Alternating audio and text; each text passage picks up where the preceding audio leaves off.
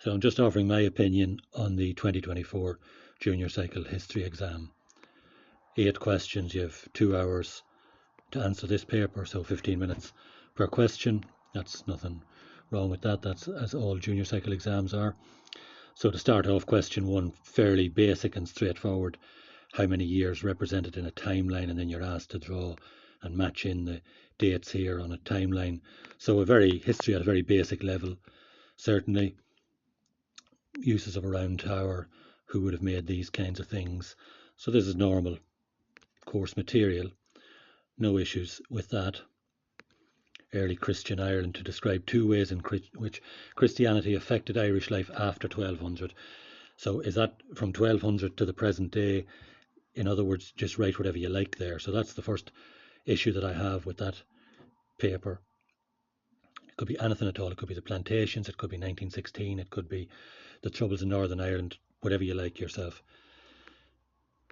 Question 2 then is on the work of an archaeologist. So UCD students there making round houses and the experience that they had. No issue there. Question B then, if you were an archaeology student, what would you learn from the experience of building and using the roundhouse? So nowhere in any junior cycle history text would that question be answered. So you're not an archaeology student, you're a history student, and then it's asking you, what would you learn from the experience? So from doing something that you haven't done, what would you learn from that? So what limited amount that has to do with history is escapes me. The differences then between, so there is history in it here in places. Explain the aspects of medieval life which lowered average life expectancy during medieval times. So this is supposed to be a common paper, and it's aimed at, on average, 15-year-olds. It seems a very technical and difficult question, that, and again, very vague. So pick your aspect of medieval life and how that would have impacted on life expectancy.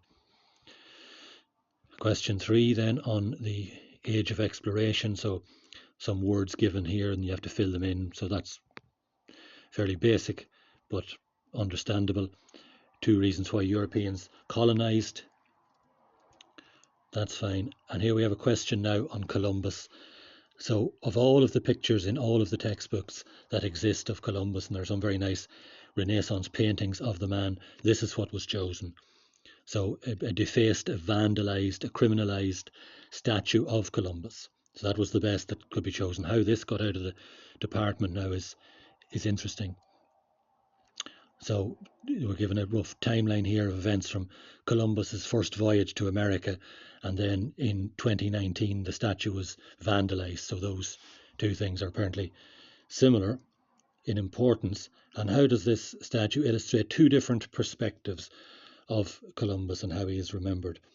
So just to note that the statue there has the sign underneath, "Stop Celebrating Genocide." Then question D asks us what is meant by the term genocide. And then part E asks, is it fair to link Columbus to genocide? So there's a clear ideological bent here that genocide and Columbus go together, which I think is shocking.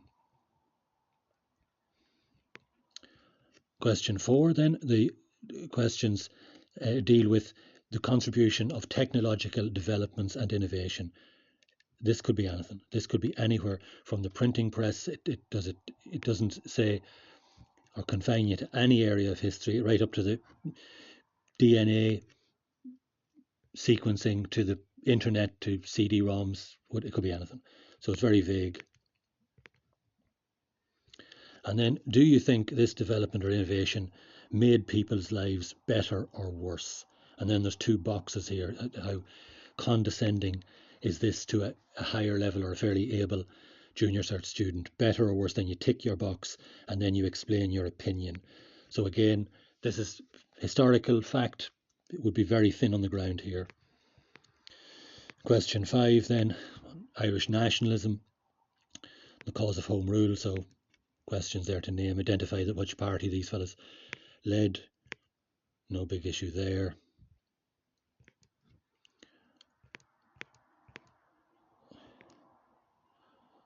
So again, an account of the leader and which tradition he was involved with.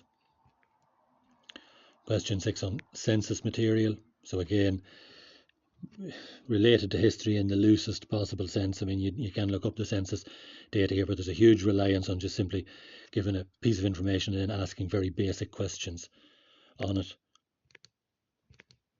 Some photograph of an island here and some census information from that place.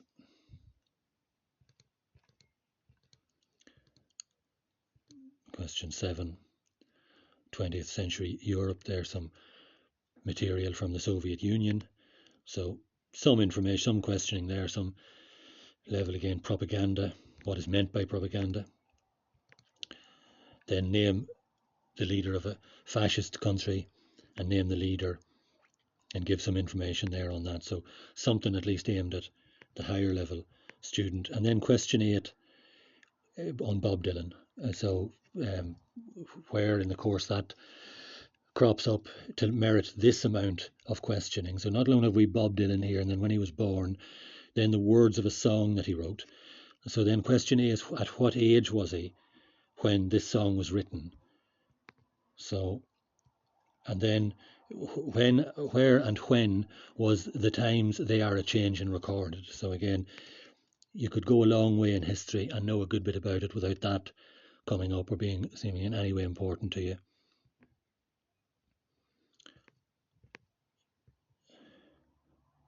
So don't write Bob Dylan in answer to these parts. You have to come up with somebody else here. And then does this personality, issue or event show that the 1960s were a time of change? So you can more or less write whatever you want there. There's no restrictions. Is it political, social, economic? Doesn't seem to make any difference. So that's my tuppence worth on the paper. But it is hard to believe that this came out of the department and was given to our junior cycle students across the country. You would be ringing up your mock provider if this came out in the mock exams and was set by a couple of people in a small company. I think you'd be very disappointed. But this came from the Department of Education, so there it is.